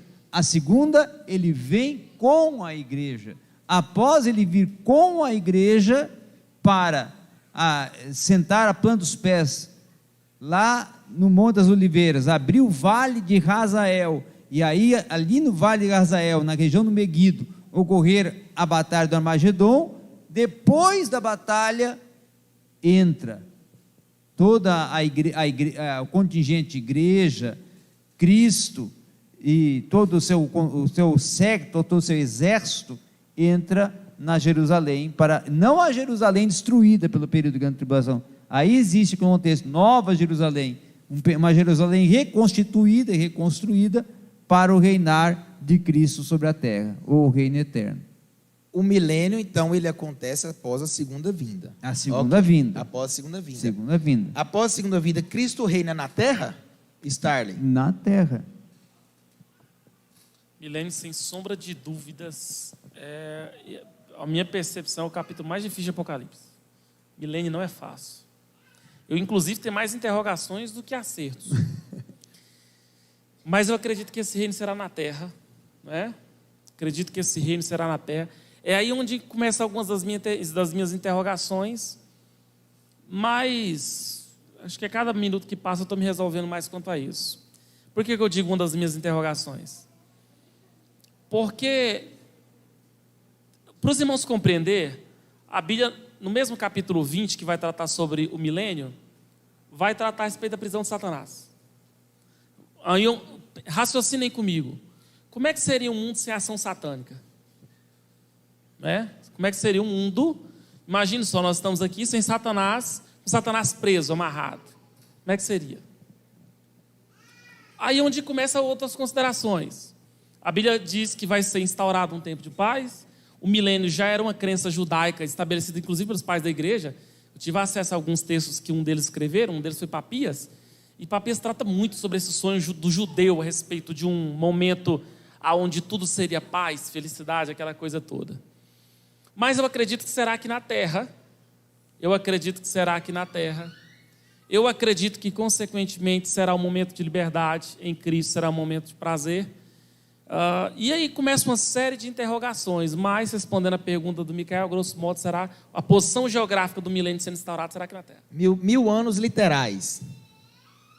O que acontece é o seguinte, o milênio, irmãos, assim como tem as posições do período de tribulação, existem as posições do período milênio. O milênio, nós temos duas visões muito fortes, que é a visão que defende ele literalmente e a visão que defende ele como espiritual, que seria não alegórico, mas espiritual. O amilenista não é alegórico, o amilenista é espiritual. A visão espiritual é a visão que defende que ele é um período de paz, que já está acontecendo agora, que agora nós estamos em paz.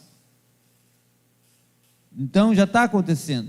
Então o amilenista vai dizer o seguinte: olha, a partir do momento que Cristo ele implantou a paz sobre a terra, nós já estamos dentro de um período de milênio.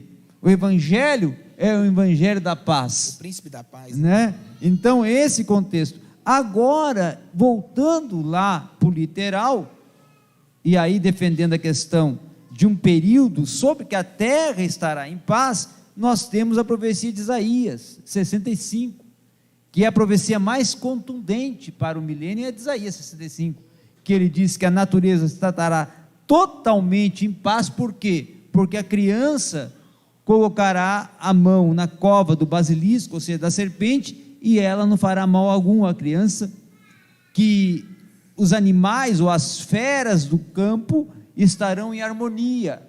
Então será um período em que a própria natureza, a fauna e a flora estará em total passividade, como também os homens, inclusive aqueles ímpios. Olha uma outra questão que temos que pensar e pergunta-se muito: e os ímpios, aqueles que estão soltos, que não morreram no Armagedon, que estão lá soltos fora lá do período do milênio, que estarão fora dos muros de Jerusalém, porque o Satanás, quando for solto, vai seduzir as nações. Que nações são essas?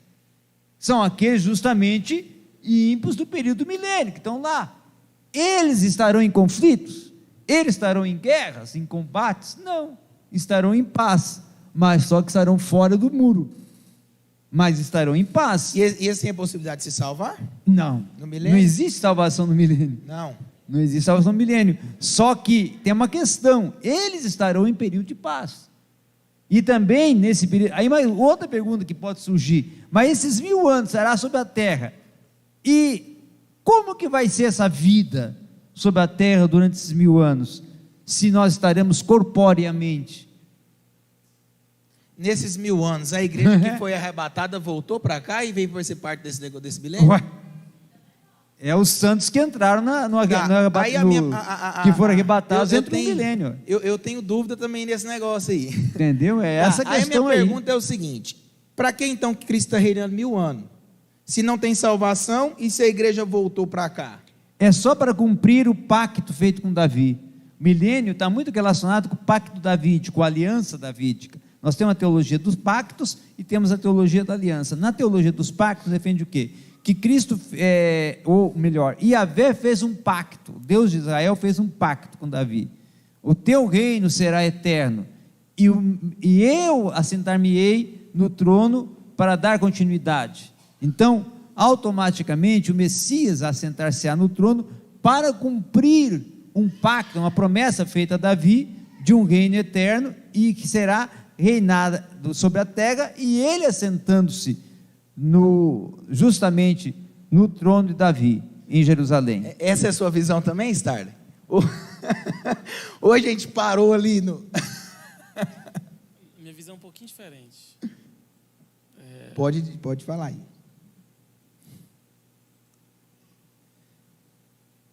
Pode ser que eu esteja enganado, irmãos, mas eu tenho a impressão, e minha e de outros aí, que o milênio seria para galardoar aqueles que sobreviveram ao período tribulacional.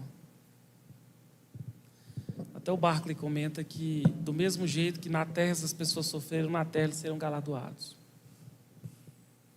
Depois, em Apocalipse 20, no versículo de número 4, nós vamos perceber que na grafia do texto, nós temos justamente a questão do juízo, e consequentemente, logo após o juízo, nós temos João fechando o versículo 4, dizendo que eles viveram e reinaram com Cristo durante 1000 anos. Uma segunda consideração é que eu tenho também uma certa dificuldade de compreender como é que seria esse reino com glorificados e pessoas ainda em estado de carne. Eu tenho muita dificuldade quanto a isso. Tanto que foi isso que eu perguntei para o Enoque, o vice lá de Campinas: pastor, como é que seria isso? Aí foi quando eu li raciocinando e filosofando com ele, eu dizendo assim para ele: olha, eu erro em acreditar que o milênio seria mais ou menos parecido, cuidado para não colocar a palavra na minha boca, seria mais ou menos parecido com o jardim do Éden antes da entrada do pecado. Entendeu? Então, assim, aí o Enoque até comentou: Starley, tipo uma introdução para o céu. Seria mais ou menos isso. Agora o propósito, volto a repetir, para galardoar aqueles que passaram pelo período tribulacional e não se entregaram. Segundo, seria justamente, eu não consigo ainda conceber a ideia de glorificados e pessoas em estado corpóreo. Eu ainda tenho dificuldade quanto a isso. Mas... Amém. Queridos, nós vamos deixar essas questões para um seminário que nós estamos planejando para dar início nesse próximo mês aqui na Sal e Luz, seminário teológico. E esse seminário, na verdade, nós vamos abordar somente escatologia. Amém? Você pode dar um glória a Deus aí? Então, assim, a última pergunta, o Vitor já tinha me pedido antes, eu vou dar a última pergunta para ele, porque nós já estouramos o nosso tempo, é para acabar 9h30, nós vamos ter que parar. O Vitor...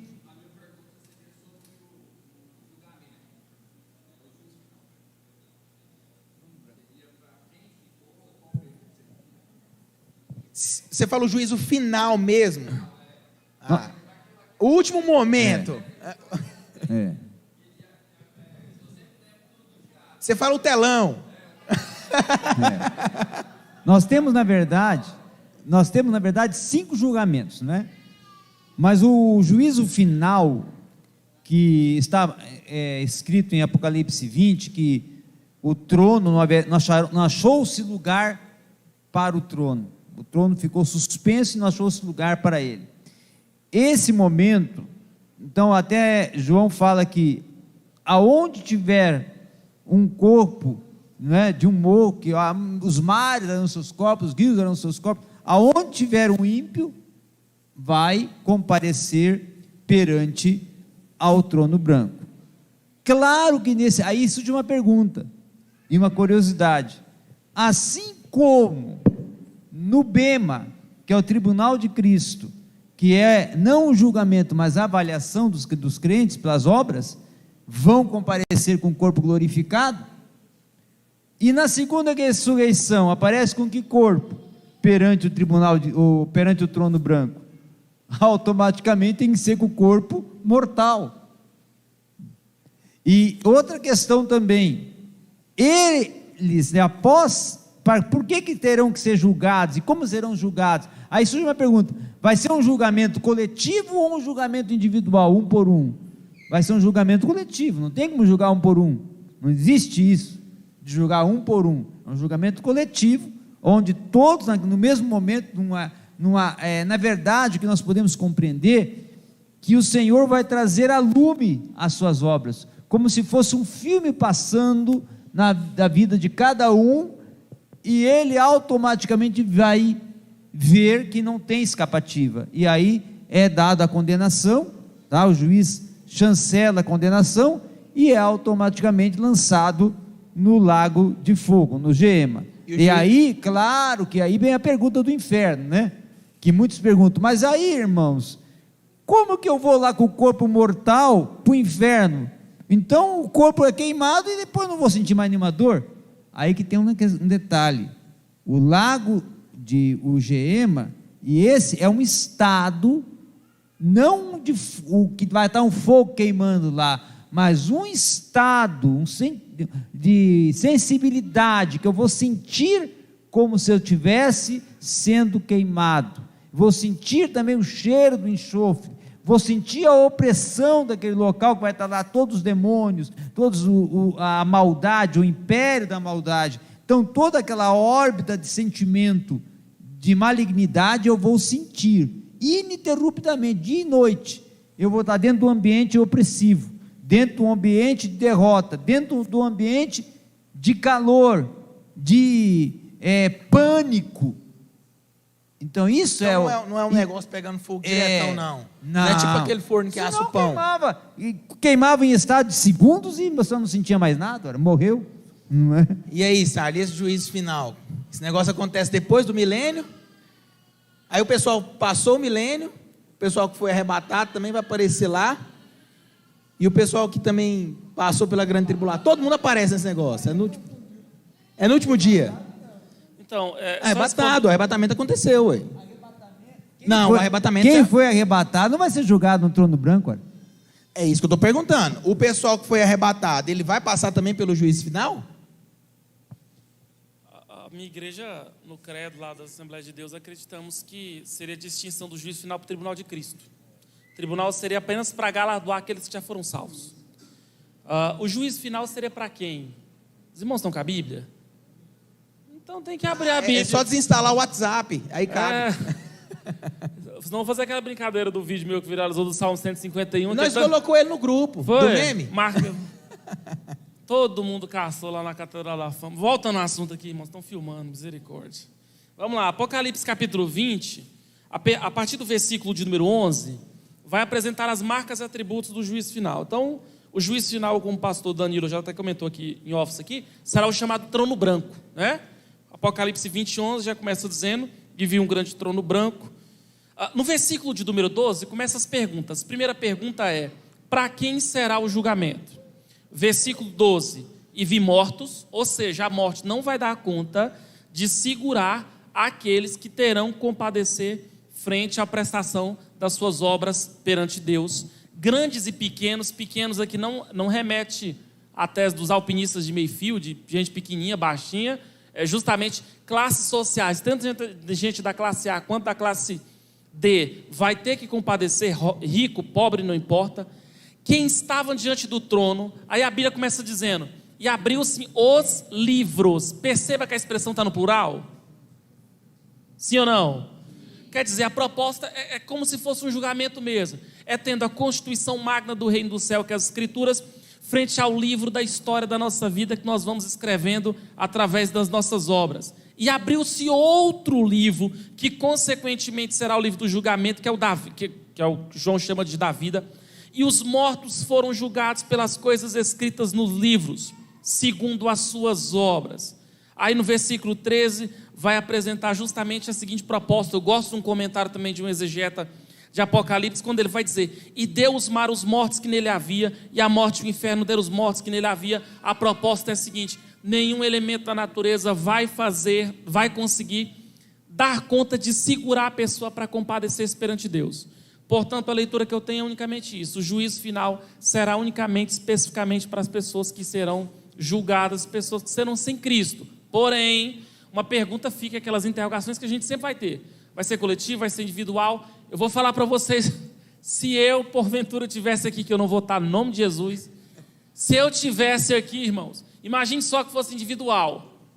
Você estaria ansioso para chamar logo seu nome? Amém. Você quer falar? Quer fazer uma pergunta? Não, deixa eu... Faz.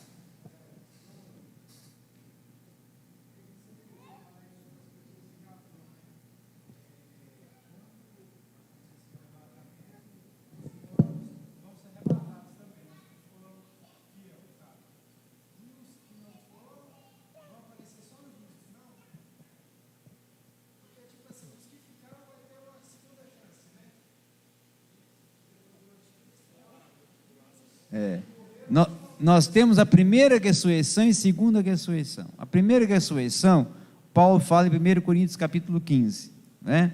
E os mortos em Cristo ressuscitarão primeiro. E ele já vem, no caso, com Cristo, no momento em que Cristo está vindo para arrebatar a sua igreja, eles vêm com Cristo para os ares, já com o corpo glorificado. E nós, a igreja, vamos ao encontro deles nos ares, como fala Paulo lá em Tessalonicenses, né? Então, essa é a primeira ressurreição, a ressurreição dos santos. A ressurreição segunda, que é a ressurreição para o juízo, aí são dos ímpios, os mortos ímpios, né? Os que não foram arrebatados e morreram durante o período da iniquidade, né? Do pecado. Quer complementar isso, Arlen? Não? Tranquilo? Para finalizar, o último, não dá para abrir mais, hein, gente? Já passamos do horário. Fala. Só um minutinho, deixa. Erga a mão aqui primeiro. De novo. Não, aqui não.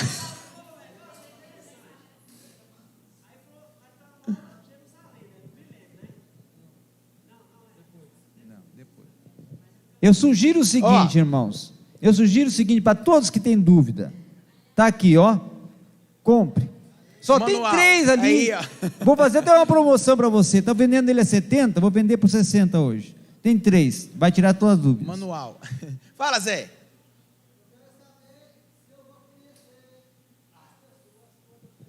Ei, Zé.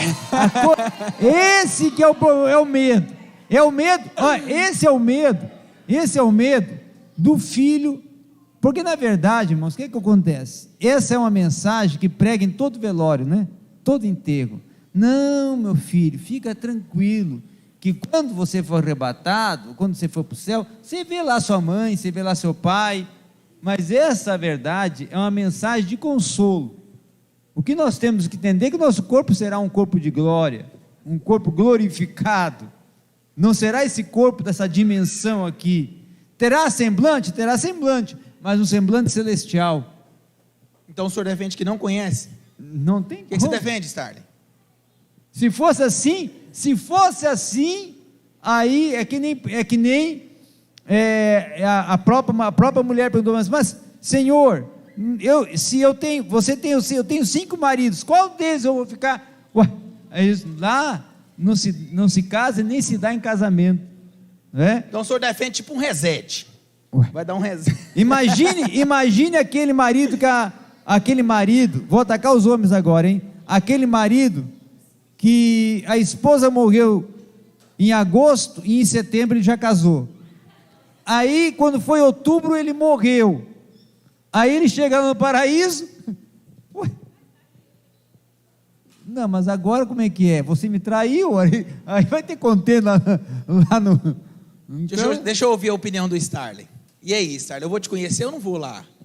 Porque eu tenho muita pergunta para fazer, Paulo. Eu tenho uma opinião um pouquinho diferente. Os irmãos estão com a Bíblia aí? 1 João 3,2. Os irmãos abrem 1 João 3,2. E as irmãs Filipenses 3,21. 1 João, não o Evangelho, irmão, pelo amor de Deus. 1 João, capítulo 3, versículo de número 2. É os homens ou as mulheres que vão ler, João? João é os homens. Os homens. E as irmãs Filipenses 3,21. Eu já vou adiantar um princípio. Nessa parte do corpo glorificado, essa expressão lá, soma pneumaticon, eu sugiro os irmãos olhar para Jesus. A pergunta é, se você quiser ter dúvidas sobre o corpo glorificado, eu sugiro os irmãos olhar para Cristo no seguinte aspecto. Olha só a proposta de João e de Paulo. Eu não vou nem me apegar a outros textos, mas eu vou me apegar a esse. Os irmãos acharam 1 João 3,2? Pede para o irmão. O que é que diz assim? O que é que diz? Amados, agora somos filhos de Deus, e ainda não é manifesto o que havemos de ser. Mas sabemos que quando esse manifestar, será justamente uma proposta a respeito do arrebatamento, seremos semelhantes a ele. Esse seria quem? Filipenses 3,21, que os irmãos acharam? E transformará, vamos lá, o nosso corpo abatido para ser conforme o seu corpo. Então, toda vez que os irmãos tiverem dúvida de como é que será o corpo glorificado, eu sugiro os irmãos olhar para Jesus. Então, qualquer dúvida fez, porque se os irmãos lembram, por exemplo, a questão da comida. Questão da comida. Tem gente, vamos comer ou não? Depois do corpo glorificado, a pergunta é, Jesus comeu?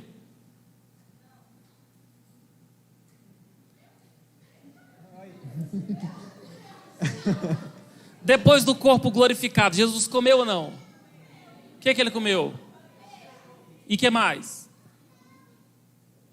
Teve a ceia, né? Lembra a proposta? Teve a ceia. Seremos com um corpo semelhante a dele. Então a pergunta é, olha para ele.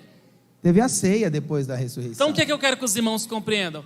Eu tenho essa perspectiva, mas no céu a gente vai descobrir. Queridos, essa relação de negócio de conhecer ou não conhecer é outra questão.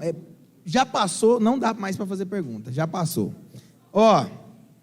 Eu tenho opinião diferente do pastor. Quando os discípulos sobem para o monte na transfiguração, eles reconhecem quem aparece: Moisés e Elias. Quem contou? Ou Jesus contou? Eles são Moisés e Elias.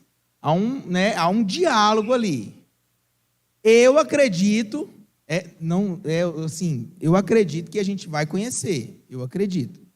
Mas existe a opinião do pastor, que também é bem vista por muitos teólogos defendidos, que não vai conhecer. Eu acredito que vai conhecer. O sentimento de ódio não tem como. Né? Então, assim, no Monte da Transfiguração, aparece Moisés e Elias. E o Moisés e o Elias aparecem ali, e eles sabem que é Moisés e Elias. Irmãos, no corpo glorificado de Jesus, o Enoque nos dá uma resposta muito boa, né? O Enoque tem dúvida e ele vai dizer assim: eu só acredito se eu tocar nas feridas. E aí, quando Jesus aparece, Enoque vai dizer o quê? Perdão. O Tomé, é porque ele falou Enoque, eu não vou aqui. O Tomé vai dizer: eu só acredito se eu tocar nas feridas. Quando Jesus ressuscita, o que Jesus vai falar para o Tomé? Coloca a mão aqui. Irmãos, então o corpo é glorificado, mas as marcas Entenda uma coisa. Quando Jesus ressuscitou, houve o fenômeno da hipostáse. tá? Ele era metade homem e metade Deus. Tanto é que ele transpassou a parede como corpo glorificado e depois se manifestou como corpo corpóreo. Não existiu ceia depois da ressurreição. Existiu ceia antes da ressurreição. Cristo não ceiou com os discípulos depois da ressurreição, Micael. Bíblia, Micael. Vamos orar por você depois, para você ter leitura bíblica. Lê mais Bíblia. Então, Jesus não ressuscitou com o corpo glorificado ou com o corpo corpóreo. Ele ressuscitou com dois, metade homem, metade mulher. Metade homem, metade corpo glorificado, hipostase. Divino humano. Tá? Tanto é que ele passa a parede, transpassa a parede, transpassaria com um corpo de só humano? Não, seria um corpo de glória. Mas quando ele está lá no meio dos discípulos, o corpo é humano.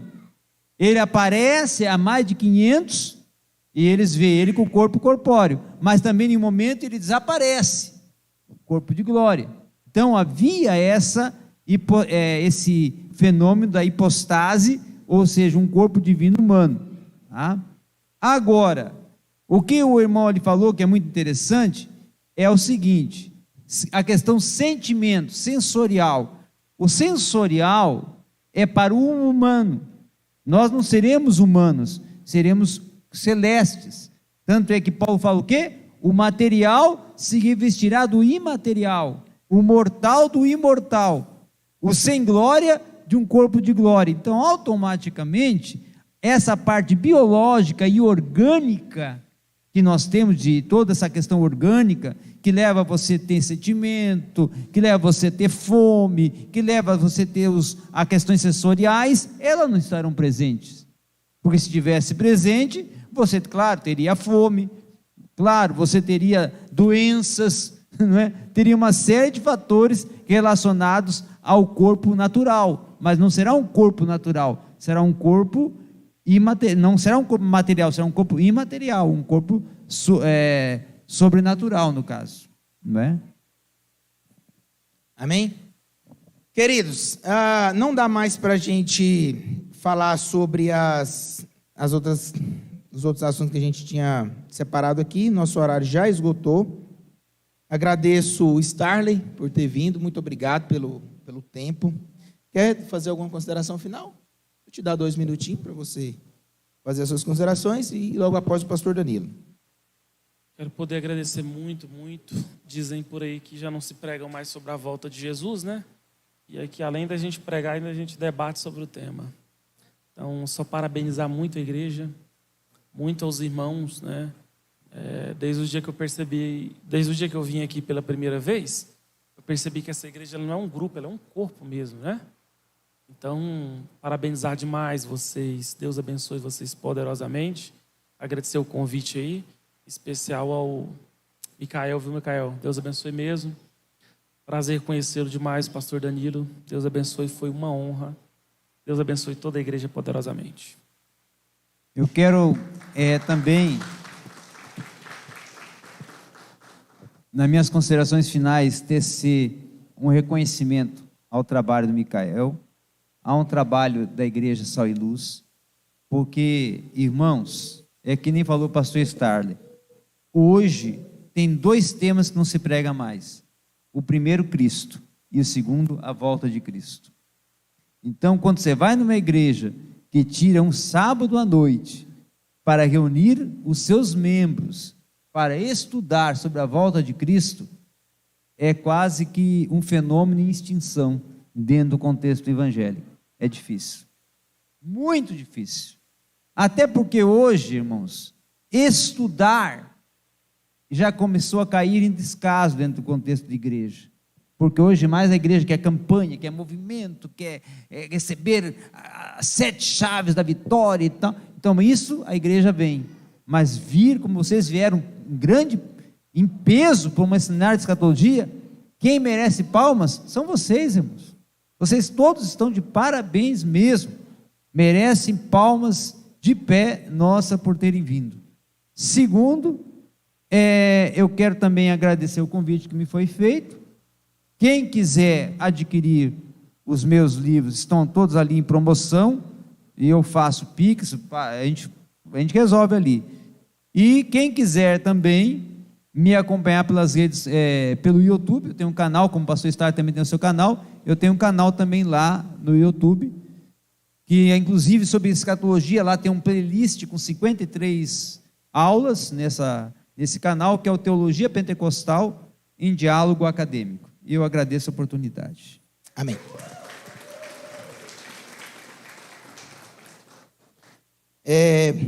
Eu finalizo, e o senhor vai me responder essa depois. Lucas 24, 32, aqui está depois da ressurreição. Depois da ressurreição, e no primeiro dia da semana, muito de madrugada, foram elas ao sepulcro, levando especiarias que tinham preparado, e algumas outras com ela, e acharam a pedra revolvida. Entrando, não acharam o corpo do Senhor Jesus. E aconteceu que, estando ela muitos perpétuas,